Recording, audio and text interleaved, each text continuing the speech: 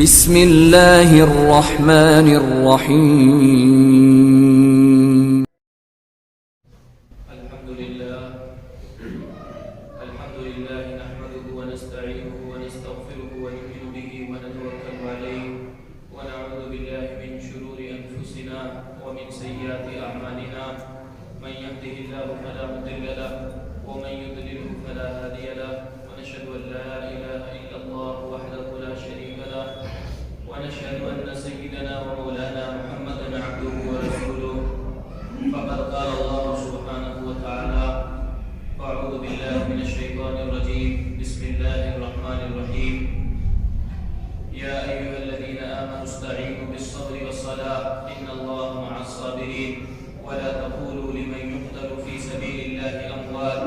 بل أحياء ولكن لا تشعرون ولنبلونكم بشيء من الخوف والجوع ونقص من الأموال والأنفس والثمرات وبشر الصابرين الذين إذا أصابتهم مصيبة قالوا إنا لله وإنا إليه راجعون وقال النبي صلى الله عليه وسلم بني الإسلام على 5 شهادة أن لا إله إلا الله وأنك محمد رسول الله وإقام الصلاة وإيتاء الزكاة وصوم رمضان والحج أو كما قال عليه الصلاة والسلام.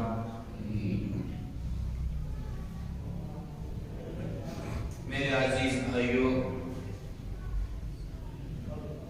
اللہ تعالیٰ نے اسلام کی بنیاد 5 چیزوں پر رکھی ہے: ایمان اور اسلام ان چیزوں کی بنیاد اور اس کا مدار، اور مسلمانوں کی کامیابی اور مسلمانوں کی عظمت اور مسلمانوں کی بلندی اور مسلمان کی ساری خوبیاں اللہ تعالیٰ نے بنیادی 5 چیزیں ہیں. سب سے پہلی چیز جو حضور اکرم صلی اللہ علیہ وسلم نے فرمایا کہ بنی الاسلام علی 5، اسلام کی بنیاد 5 چیزیں ہیں. جس طریقے سے ایک انسان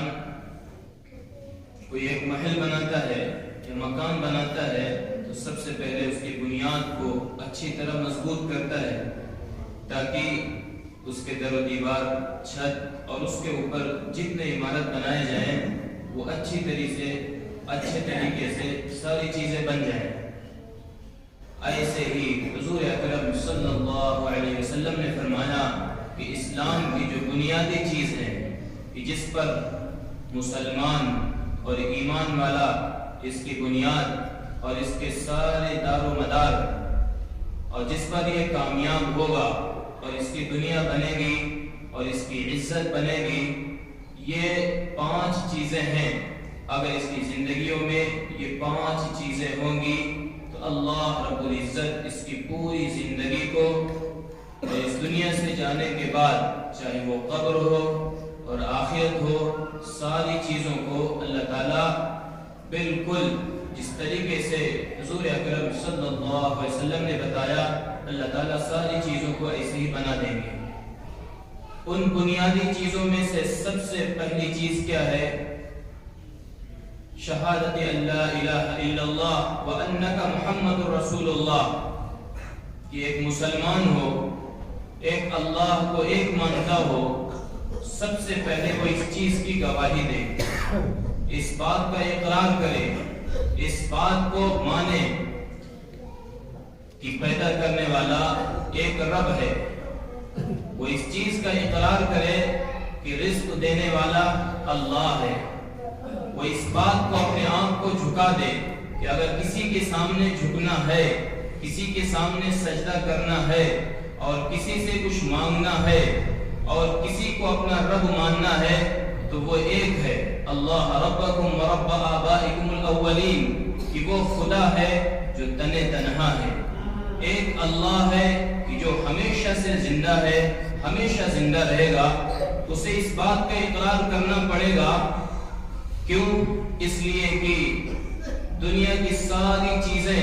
ایک اللہ کے سامنے کچھ نہیں ہے. دنیا کی ساری طاقتیں اور ساری حکومتیں اور ساری سلطنت اور سارا باغڈور اللہ کے سامنے کچھ نہیں ہے. اللہ کے سامنے مکھی کے پر کے برابر اس کی حیثیت اللہ کے سامنے کچھ نہیں ہے.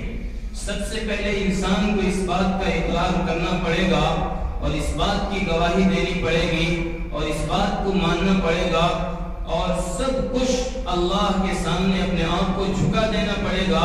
کیونکہ اسلام کی بنیاد ہی یہی سب سے پہلی بنیادی چیز ہے کہ اس کا اقرار کرنا. اور اقرار میں صرف یہی نہیں بلکہ اس سے پہلے ارواح میں جب اللہ رب العزت نے ساری روحوں کو جمع کیا تھا اس وقت اللہ نے پوچھا تھا تو ہم نے صرف یہی نہیں تسلیم کیا تھا بلکہ اس وقت بھی ہم نے ایک اللہ کو مانا تھا, ایک اللہ کے سامنے اپنے آپ کو جھکایا تھا. ساری روحوں نے تسلیم کیا تھا کہ اے اللہ تو ہی ہمارا رب ہے, تو ہی ہمارا پالنے والا ہے اور تیرے ہی سامنے ہم جھکنے والے ہیں. اور جب تک اس دنیا میں رہیں گے ہم تیرے ہی سامنے جھکیں گے. اس بات کا اقرار اور اس بات کو ماننا اور اپنے آپ کو تسلیم کرنا. اور دوسری بات اشہد ان لا الہ الا اللہ وانک محمد رسول اللہ, اور اس بات کی گواہی دینا اور اس بات کو ماننا اور اس بات کو تسلیم کرنا کہ آخری نبی اور سب سے آخری پیغمبر وہ حضور اکرم صلی اللہ علیہ وسلم کی ذات ہے جو آپ خبر لے کر کے اس دنیا میں لائے. گرچہ ہم نے دیکھا یا نہ دیکھا, وہ ہمارا دل اقرار کرے یا نہ کرے, ہمارا دل تسلیم کرے یا نہ کرے, اسلام اور ایمان کہتے ہی انہی چیزوں کو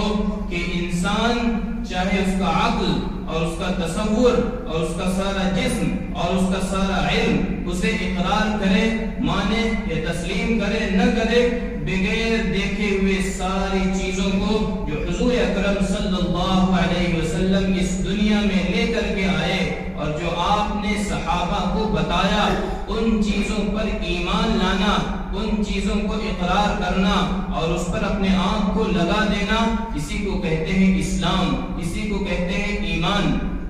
مثال دیکھیں اس دنیا میں کہ ایک انسان ہے کہ وہ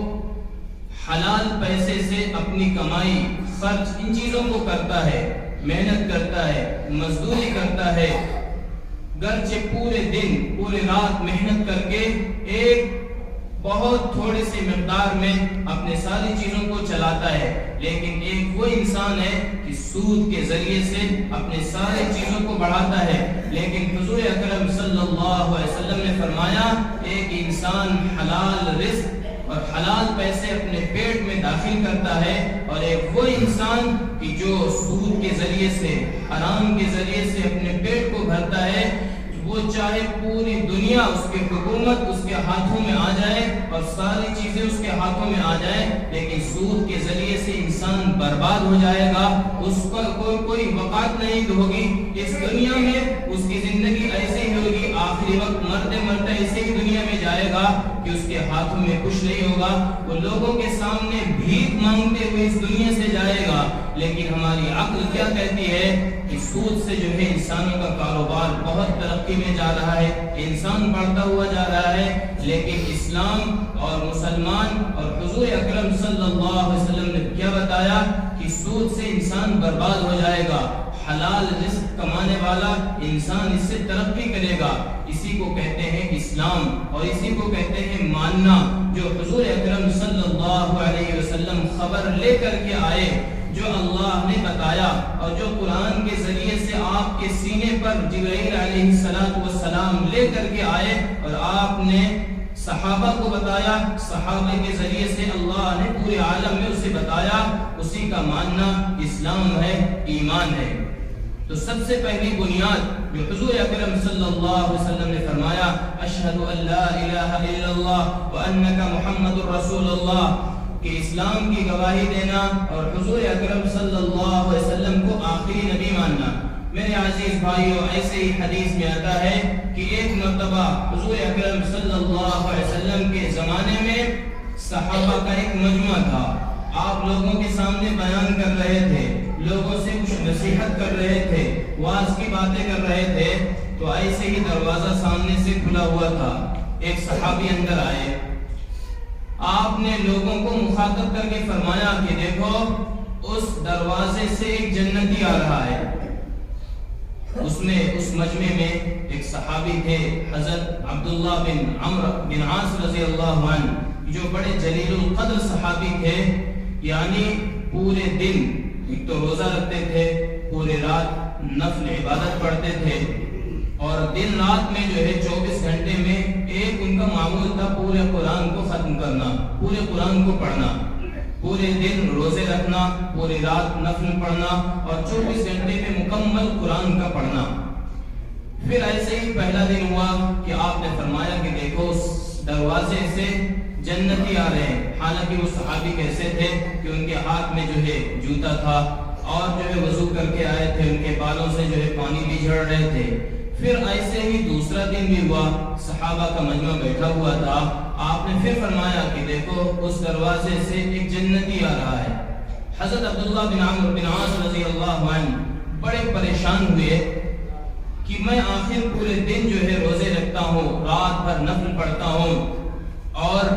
قرآن پڑھتا ہوں، لیکن آپ نے مجھے کبھی بشارت نہیں دی۔ لیکن وہ ایک صحابی، ادنا درجے کے صحابی ہیں کہ ہاتھ میں جو ہے چپل ہے، مسجد میں اسی طریقے سے آ رہے ہیں اور وضو کر کے آ رہے ہیں، بال جو ہے چہرے سے ہاتھوں سے ایسے ہی جھڑ رہے ہیں پانی، لیکن آپ انہیں جنت کی بشارت دے رہے ہیں۔ ان صحابی کے دل میں یہ تڑپ پیدا ہوئی، اور پھر انہوں نے یہ طے کیا کہ ان کے گھر مجھے جانا ہے۔ اب اگلے دن انہوں نے یہ طے کیا اور اس صحابی کے گھر پہ گئے اور کہنے لگے کہ میاں جی میں اس لیے آیا ہوں آپ کے پاس، گھر پہ جو ہے میری لڑائی ہو گئی ہے اور مجھے آپ کچھ دن رکھ لیجیے۔ وہ صحابی کہنے لگے ٹھیک ہے میرے پاس رہو، اس میں کیا حل ہے۔ وہ صحابی کہتے ہیں کہ میں رات کے وقت، جب رات کا وقت ہوا سونے کے وقت، تو مجھے دیکھنا تھا کہ ان کا معمول کیا ہے کہ آخر میں حضور اکرم صلی اللہ علیہ وسلم انہیں جنت کی بشارت کیوں دے رہے ہیں بار بار، آخر ان کا معمول کیا ہے، اللہ سے ان کا لگاؤ کیا ہے، اللہ سے ان کا تعلق کیا ہے۔ وہ صحابی کہتے ہیں کہ میں رات میں لیٹ گیا اور میں سویا نہیں، چادر کے اندر سے ایک سوراخ کیا تاکہ میں ان کا معمول دیکھوں۔ وہ صحابی کہتے ہیں کہ میں دیکھا کہ رات کا وقت ہوا، انہوں نے عشاء کی نماز پڑھی اور عشاء کی نماز کے بعد یہ فوراً جو ہے اللہم بسمک اموت و احیا یہ پڑھ کر کے سو گئے، اور پوری رات جو ہے خراٹے لیتے ہوئے سو گئے۔ صبح کا وقت ہوا، دعا پڑھتے ہوئے اٹھ گئے، ایک رات گزر گئی، پھر دوسرے رات اور دوسرے دن یہ ٹھہرے۔ ان کے دل میں یہ تمنا تھی اور یہ تڑپ تھی کہ میں جو ہے روزے رکھنے والا، پوری رات عبادت کرنے والا، قرآن پڑھنے والا، اور یہ جو ہے ایک صحابی ہیں کہ رات بھر سوتے ہیں۔ پھر دیکھا دوسرے دن اسی طریقے سے آئے اور دعا پڑھی اور پھر سو گئے۔ اٹھ کر کے صبح جو ہے انہوں نے دعا پڑھی اور اٹھ کر کے فجر کی نماز پڑھی۔ یہ صحابی کہنے لگے کہ میں یہ شکایت حضور اکرم صلی اللہ علیہ وسلم کے پاس لے کر کے گیا۔ پھر وہ صحابی جو ادنا درجے کے تھے، آپ نے ان سے فرمایا تھا کہ یہ دیکھو جنتی آ رہے ہیں۔ وہ صحابی رضی اللہ عنہ کہنے لگے کہ میرے بھائی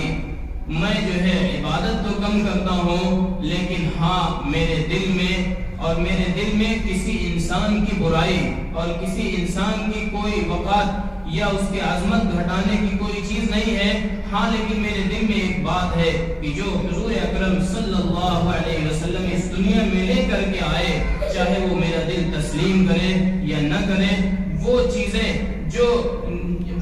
آنکھوں سے مجھے چھوٹی تو دکھائی دیتی ہیں، لیکن آپ نے اس کے بارے میں حق بتایا، اس کے بارے میں عبادت کرنے کے بارے میں بہت اونچا مرتبہ بتایا، میں اس کو تسلیم کر لیتا ہوں۔ وہ صحابی بڑے تعجب میں ہوئے کہ آخر حضور اکرم صلی اللہ علیہ وسلم کی بات اور آپ نے جو بتایا اور جو آپ نے بتایا اس صحابی کو، وہ ساری چیزیں جو ہے سچ ہے، حق ہے، اسے تسلیم کرنا چاہیے۔ تو میرے عزیز بھائیو، یہ بتا رہا تھا کہ اللہ رب العزت نے حضور اکرم صلی اللہ علیہ وسلم کے ذریعے سے اسلام کی بنیاد بتائی، 5 چیزوں پر ہے۔ سب سے پہلی چیز جو بتایا وہ ایمان ہے۔ اور دوسری چیز وہ اقام الصلاۃ، جو نماز ہے، نماز جو ہے اسلام کی جو ہے بنیادی چیز ہے۔ نماز کے ذریعے سے آتا ہے حدیث شریف میں کہ ایک صحابی رضی اللہ تعالی عنہ ہے، حضرت ابو مالک رضی اللہ عنہ، ایک مرتبہ راستے میں جا رہے تھے اور ان کے پاس بڑا سامان تھا۔ راستے میں چور مل گئے، ڈکیت مل گئے، جو سامان کو لوٹنے والے اور جانوں کو ختم کرنے والے۔ یہ صحابی کہنے لگے ان چوروں سے کہ تم آخر میری جان چھوڑ دو اور یہ ساری چیزیں مجھ سے لے لو۔ وہ چور کہنے لگے میں سامان بھی لوں گا، تمہارا قتل بھی کروں گا اور تمہیں یہی ختم کر دوں گا۔ وہ صحابی کہنے لگے کہ بھائی مجھے کم سے کم 2 رکعت اللہ کے سامنے نماز پڑھنے کا موقع دے دو۔ وہ چور کہنے لگے اس سے پہلے نہ جانے کتنے لوگوں کا میں نے سامان چھینا، نہ جانے کتنے لوگوں کو قتل کر دیا، تم نماز پڑھ لو، دیکھتا ہوں تمہاری نماز تمہیں کیا بچاتی ہے اور تمہاری نماز تمہیں جو ہے کیسے چھٹکارا دیتی ہے۔ وہ صحابی کہنے لگے میں اللہ کے سامنے کھڑا ہوا اور مجھے اتنا درد اور وہ غم تھا کہ میں پڑھتا جاتا لیکن میری زبان سے کوئی آیت بھی نہیں یاد آ رہی تھی کہ میں اللہ کے سامنے کیا کہوں، لیکن انہوں نے اللہ کے سامنے فرمایا یا ذا الجلال یا ذا العرش المجید یا فعال لما یرید۔ میرے بھائیو حدیث میں آتا ہے کہ وہ چور جب کھڑے ہوئے تھے یہ نماز سے فارغ ہوئے اور ان چوروں کے ہاتھ میں ایک تلوار تھا جس سے وہ وار کرنا چاہتے تھے، لیکن جب انہوں نے پکارا، اللہ کے سامنے پکارا اور 2 رکعت نماز پڑھی تو حدیث میں آتا ہے کہ اللہ نے ایک فرشتے کو بھیجا اور وہ فرشتہ وہاں سے چیخا لا تقتلہ، اسے مت قتل کرو۔ وہ چور جو ہے داہنے دیکھا، بائیں دیکھا، ہر طرف دیکھا کہ کوئی نظر بھی نہیں آ رہا ہے اور مجھے منع بھی کر رہا ہے اسے مت قتل کرو۔ پھر جو ہے دوبارہ اس نے اپنے ہاتھ میں خنجر لیا اور دوبارہ وار کرنا چاہا، لیکن پھر ایسے ہی ایک زوردار آواز آئی لا تقتلہ، اس انسان کو مت قتل کرو۔ وہ جو ہے چور پھر داہنے بائیں ہر طرف دیکھا لیکن کوئی چہرہ ہی نظر نہیں آ رہا ہے۔ اس نے سوچا کہ کوئی ایسے ہی آواز آ رہی ہوگی، پھر اس نے جو ہے اٹھایا تلوار۔ تیسری مرتبہ جب تلوار اٹھایا تو ایک فرشتہ اللہ کی طرف سے سوار ہو کر کے آیا اور اس کے ہاتھ میں ایک تلوار تھا جس سے اس چور کے جو ہے گردن پر مارا اور وہ فوراً گرا اور گر کر کے وہ راکھ بن گیا، جل گیا۔ پھر یہ صحابی رضی اللہ عنہ جنہوں نے نماز پڑھ کر کے اللہ سے مانگی اور اس کو بلایا کہ بھائی بتاؤ تم کون ہو، اللہ نے تمہارے ذریعے سے اللہ نے میری مدد کی، اللہ نے بتایا کہ اللہ نے مدد کی، تم نے مدد نہیں کی، اللہ نے مدد کی تمہارے ذریعے سے، تم کون ہو؟ وہ فرشتہ کہنے لگا کہ جب تم نے پہلی مرتبہ اللہ کے سامنے پکارا تھا یا ذا العرش المجید یا فعال لما یرید، جب اللہ کے سامنے تم نے اپنے آنسوؤں کو گرایا تھا تو سب سے پہلے 7 آسمان کے سارے دروازے اللہ کے ہلنے لگے تھے کہ آخر وہ کون شخص ہے جو اللہ کے سامنے نماز کو پڑھ کر کے اللہ سے مانگتا ہے۔ پھر جب تم نے جو ہے دوبارہ پھر کہا یا ذا العرش المجید، اے پالنے والے، اے پوسنے والے، اے جلانے والے، پھر سارے فرشتوں میں ایک ہلچل مچ گئی، سارے فرشتے جو ہے دوڑنے لگے اور پھر جب تم نے تیسری مرتبہ اللہ کو پکارا پھر اللہ نے کہا کہ بتاؤ اس کے مدد کے لیے کون تیار ہے؟ میں جو ہے تمہاری مدد کے لیے تیار ہوا اور پھر اللہ نے مجھے بھیجا ہے۔ میرے عزیز بھائیوں، آج ہم نمازیں بھی پڑھتے ہیں، آخر وہ صحابی کیسے تھے کہ 2 رکعت نماز پڑھ کے انہوں نے اللہ سے سارے مسئلے کو حل کرا لیا۔ حالانکہ ہم جو ہے نماز بھی پڑھتے ہیں، اللہ کے سامنے روتے بھی ہیں۔ میرے عزیز بھائیوں، وہ کیا نماز ہے کہ جو ایک ہمارے چھوٹے سے مسئلے کو بھی نہیں حل کرا پاتے ہیں؟ آخر کوئی بات ہے، کوئی وجہ ہے کہ نہ ہماری نماز صحیح ہے نہ ایمان صحیح ہے، بہت اس سے دور ہے۔ ایک صحابی کے بارے میں آتا ہے، یہی صحابی ہیں حضرت عبداللہ بن عمرو بن عاص رضی اللہ عنہ، کہ یہ پوری رات عبادت کرتے تھے۔ ان کی شادی بھی جب ہوئی تو ان کے والد صاحب صبح کے وقت آئے اور کہنے لگے بیٹا رات تم نے کیسے گزاری؟ رات تم نے کیسے گزاری؟ پوری رات عبادت کرنے والے تھے. حالانکہ جب شادی ہوتی ہے تو یہاں تک کہ فجر کے عشاء بھی غائب ہو جائے. لیکن وہ صحابی ان کے والد صاحب آئے اور پوچھنے لگے بیٹا پوری رات کیسے گزاری؟ عبادت کرنے والے تھے. صحابی کہنے لگے اے ابو جان جو ہے پوری رات اللہ کے سامنے ہم نے عبادت کی. وہ جو ہے ہنس کر کے کہنے لگے تیرا ناز ہو، شادی اسی لیے ہم نے کرائی تھی. میرے عزیز بھائیوں یہ تو ایک بات تھی بیچ میں ہم نے کہہ دیا، لیکن اس سے ہمیں کیا سبق حاصل کرنا ہے، اس سے ہمیں کیا لینا ہے کہ صحابہ کا اللہ نے جو رتبہ اور جو مرتبہ اور جو اللہ نے ان کا مقام بنایا ہے، اس مقام کو اور اس رتبے کو اور ان کی زندگیوں میں جو چیزیں اللہ نے بنائی تھی اس سے ہمیں سبق لینا ہے، اس سے ہمیں حاصل کرنا ہے کہ آخر وجہ کیا تھی کہ وہ صحابہ اللہ کے سامنے 2 رکعت نماز پڑھ کر کے اپنے سارے مسئلے کو حل کر لیتے تھے. اور وہ صحابہ ان کی وجہ کیا تھی کہ وہ ساری چیزوں کو اپنے اللہ سے اپنے مسائل کو حل کر لیا کرتے تھے. تو سب سے پہلی بنیادی جو چیز ہے ایمان ہے. ہماری ایمان اور ہمارا اسلام جب مضبوط ہوگا تو اس سے ساری چیزیں اور سارے مسائل جو ہے حل ہو جائیں گے. دیکھو آپ کہتے ہوں گے کہ جو ہے یہ ہر وقت ایمان اسلام ہی چلاتے رہتے ہیں، ایمان ایمان کیا ہے؟ میرے عزیز بھائیوں جس دن اور جس لمحہ ہماری بات جو ہے سمجھ میں آ جائے گی کہ ایمان کیا ہے، اسلام کیا ہے،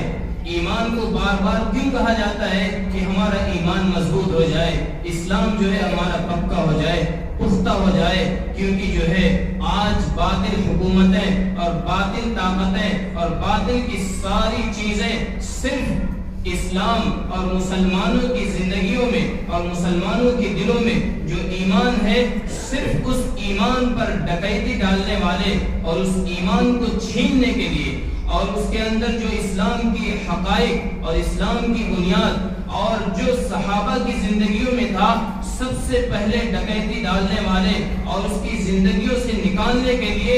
ہر طرف اور ہر ممکن یہ کوشش ہو رہی ہے کہ کس طریقے سے اس کی زندگی سے ایمان کو نکال لیا جائے اور اس کی زندگیوں سے اسلام کو ختم کر دیا جائے. اور یہ 2 چیزیں ختم ہو گئی تو وہ بس سمجھو کہ ہم جو ہے کامیاب ہو گئے، ہم سمجھو کہ بس کامیاب ہو گئے. میرے عزیز بھائیوں آپ سوچو کہ ایمان کی بنیاد کہ ایمان کی محنت کے لیے سب سے پہلے جب اس دنیا میں حضور اکرم صلی اللہ علیہ وسلم تشریف لائے اور آپ اس دنیا میں آئے اس وقت کی محنت کیا تھی اور آپ نے کیا کیا تھا اور آپ جو ہے اس چیز کو چھوڑ کر کے گئے پورے عالم میں اور پوری دنیا میں. اور آپ جس خطے میں جائیں جس جگہ جائیں گے اللہ کے فضل و کرم سے اللہ نے جو محنت اور جو کام پورے عالم میں چلایا ہے کہ ہر خطے میں ہر چپے میں رہنے والا انسان چاہے وہ مرد ہو یا عورت ہو، چاہے وہ عالم ہو جاہل ہو ان پڑھ ہو کوئی بھی ہو، اللہ نے اس محنت کے ذریعے سے جسے ہم کہتے ہیں دعوت و تبلیغ. میرے عزیز بھائیوں آپ اچھی طرح سمجھ لو، اچھی طرح اسے بات سمجھنے کی بات ہے کیونکہ آج اس کی بھی محنت پورے عالم میں ہو رہی ہے، ہر طرف اس کی محنت ہو رہی ہے کہ ایک اللہ نے جو یہ کام بنایا ہے جس کے ذریعے سے ایک چور اور ڈکیت اور اچکے اور شرابی اور کبابی زناکاری جس کے ذریعے سے اللہ نے پورے عالم میں اس کے ذریعے سے ایک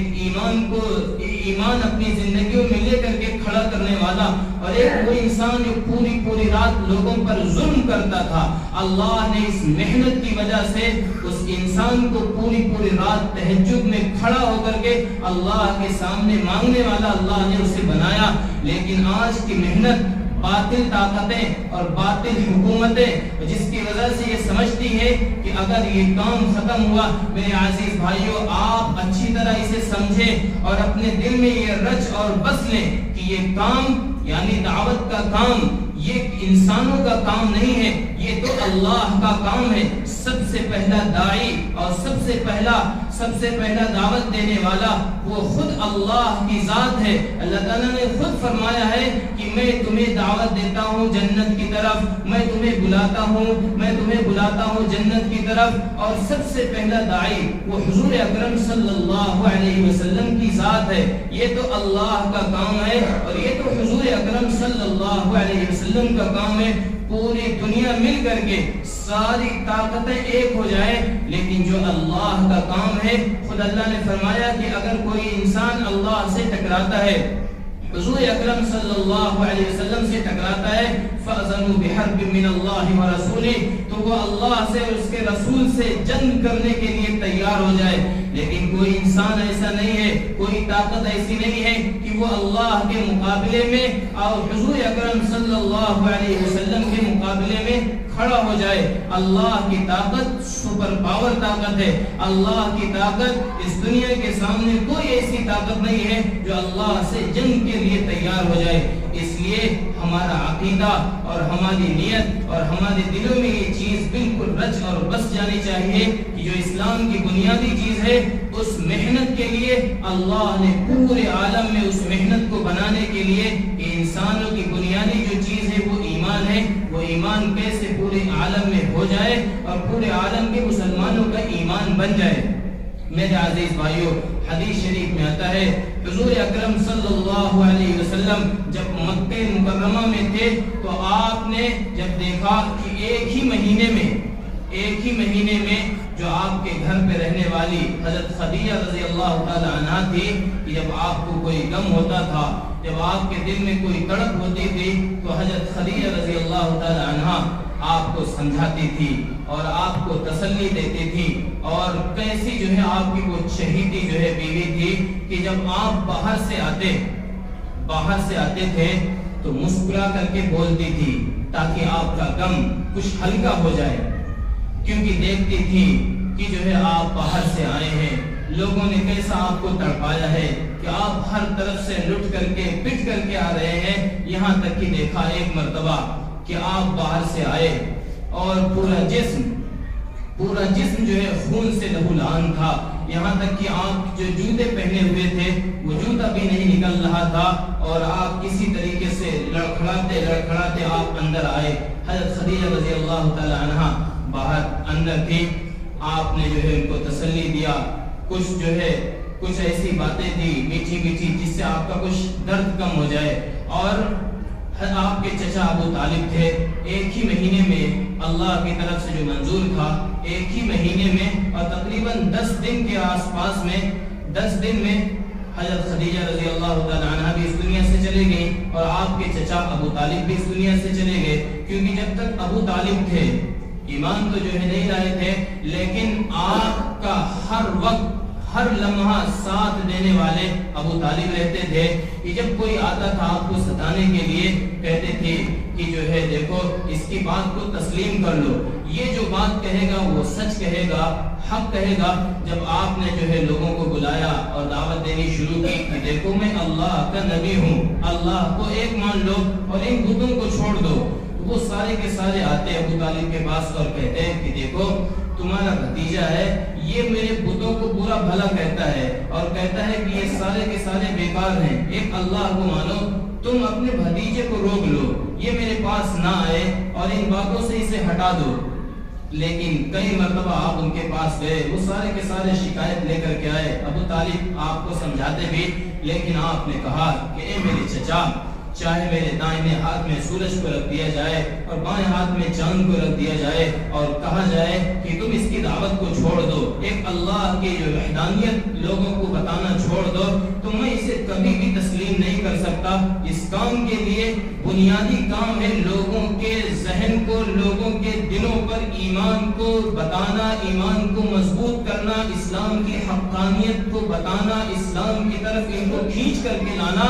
یہ بنیادی کام ہے۔ میں اس سے کبھی بھی باز نہیں آ سکتا، میں اس سے کبھی بھی رک نہیں سکتا۔ لیکن ابو طالب بھی جب اس دنیا سے چلے گئے اور حضرت خدیجہ رضی اللہ تعالی عنہا چلی گئی، تو آپ نے جو ہے سوچا اور اللہ کے سامنے روتے تھے۔ پھر حضرت حمزہ رضی اللہ تعالی عنہ اور حضرت عمر رضی اللہ عنہ اور دیگر صحابی جو ہے ایمان میں جو ہے آئے، آپ نے اس وقت پھر بھی ایسے ہی محنت کرنی شروع کی۔ میرے عزیز بھائیوں، وقت کم ہے ورنہ میں آپ کو بتاتا کہ کیسے جو ہے اسلام کی محنت کے لیے حضور اکرم صلی اللہ علیہ وسلم نے محنت کی، اور آپ نے سب سے بنیادی جو محنت وہ ایمان کی محنت ہے، جو پورے عالم میں آج اس کے لیے لوگ در در اور ہر طرف جو ہے محنت کر رہے ہیں۔ اللہ رب العزت سے دعا ہے اللہ تعالی ہمارے دلوں میں اس محنت کی دعوت کی محنت کی جو ہے عظمت اور اس کی وقت اللہ تعالیٰ بٹھائے رکھے۔ میرے عزیز بھائیو، آپ برا نہ مانیے گا، گرچہ ہم اس کی محنت نہیں کر پاتے ہیں، چاہے کہ یہ وقت کی وجہ سے یا کسی چیز میں جو ہے مشغولی کی وجہ سے، لیکن جو اللہ نے جس کام کے لیے بھیجا ہے اس دنیا میں، وہ سب سے پہلی بات اور بنیادی چیز یہی ہے کہ وہ ہر انسان کے اوپر، بالغ مرد ہو اس کے اوپر اللہ نے یہ فرض کیا ہے، ہر ایک کے ذمے جو ہے دعوت فرض کی ہے۔ کہ میں دعوت کی اہمیت آپ کے دلوں میں اتارنا چاہتا ہوں کہ جس کی مخالفت آج دنیا میں لوگ کر رہے ہیں، اس کو جو ہے ختم کرنے کے لیے لوگ کوشش کر رہے ہیں، لیکن یہ اللہ کا صاف فیصلہ ہے کہ جب تک یہ دنیا ہے اللہ نے اس دعوت کو رکھا ہے اور یہ دعوت چلتی رہے گی۔ یہ کیونکہ اللہ کا کام ہے، نبی علیہ السلام کا کام ہے۔ اللہ رب العزت ہمیں بھی اس محنت کے لیے جب تک دنیا ہو قبول رکھے اور ہمارے ایمان کو، اسلام کو اللہ تعالیٰ باطل کی طاقتوں سے اور باطل اپنا جو حربہ اختیار کر رہا ہے، اللہ تعالیٰ ہمارے ایمان کی حفاظت فرمائے۔ ورنہ ایک دور آئے گا کہ جو ارتداد کا دور ایسے میرے بھائیوں پھیل رہا ہے، آپ تو یہاں بیٹھے ہیں لیکن باہر جاؤ لوگ کیسے مرتد ہو رہے ہیں، ایمان سے پھر رہے ہیں۔ اس کی بنیادی چیز ہے ایمان کی محنت سے دور ہونا۔ اس لیے اللہ رب العزت ہماری زندگیوں میں ایمان اور ایمان کی محنت اور اس ایمان کی عظمت اللہ تعالیٰ جب تک رکھے دنیا میں، اللہ تعالیٰ باقی رکھے۔ وآخر دعوانا الحمدللہ رب العالمین۔